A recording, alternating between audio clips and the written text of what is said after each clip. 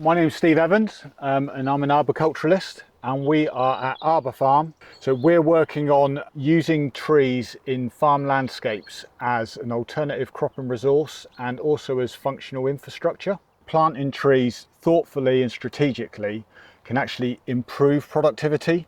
When I initially spoke with farmers, they said if there's no protein, we're not interested. So now we found that there is protein, probably comparable to red clover, if not in excess, and I think that's a good lever to use to try and get the farmers to integrate trees into their systems. This time last year in the winter, everything was coppiced, so cut to this height. This is the one that had the high protein levels. You can see there's over 2 meters of growth just on this particular species. You've got the leaves, which are feed, which could be browsed. You've got the woody material, which then can be converted to chip. The chip, some farmers are now using as animal bedding. It's also great as a mulch, so if you're doing other tree planting on site, you've got your mulch material there ready to go. I've also worked with another farmer where we chip the growth during the summer when it was still in leaf, and the wood chip we fed directly to his bullocks. All right, well now I'm going to get my hands dirty and we're going to do a quick guide on how to plant a tree properly. For starters, we're going to just give a quick breakdown on different types of trees because there's sometimes a lot of confusion. So this is what we call a bare root tree.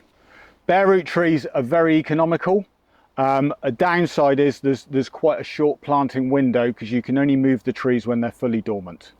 So this is a cell-grown tree. It's grown individually, contains its own root system, and this tree has a longer planting season and can be planted from, say, October up till April.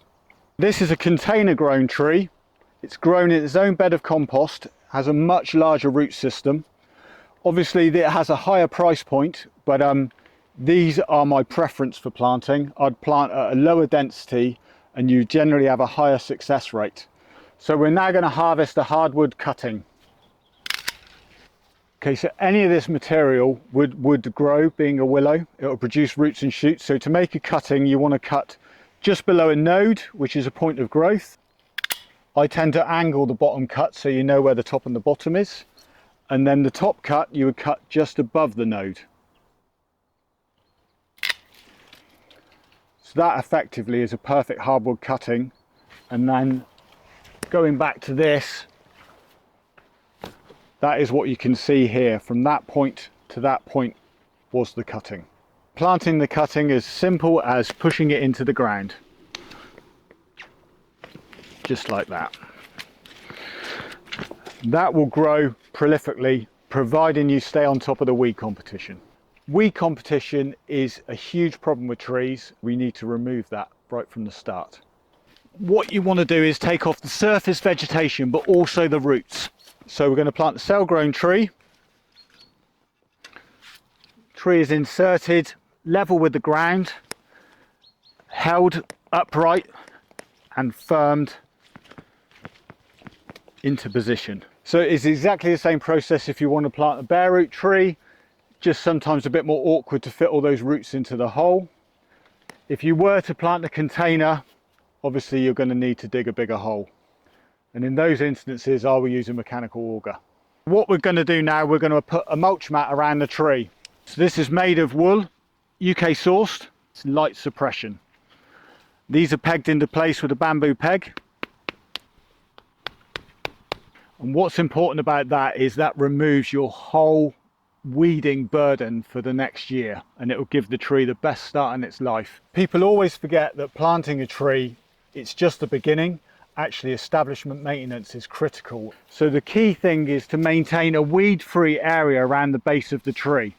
This will remove all the unnecessary competition and stop any shoots being suppressed from light. To suppress the weed growth coming straight back, we could install some wood chip mulch. The benefits of the wood chip mulch, as well as suppressing the weed growth, is as it breaks down, it is providing a slow release of nutrients that are going to feed that tree as well. So it becomes a whole circular process. There are so many ways that you can integrate trees into a farm landscape, and one of my favourites is the living fence, which can also become a browsable option for your livestock. This might look complicated, but I'm going to show you just what a simple process it actually is. So we're making a diagonal cut leaving roughly about 1/3 of the diameter of the stem. And then we just help that over so it doesn't break off, and repeat.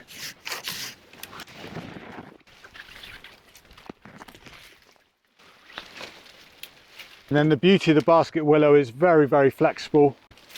You can actually use that to tie your own hedge back into place.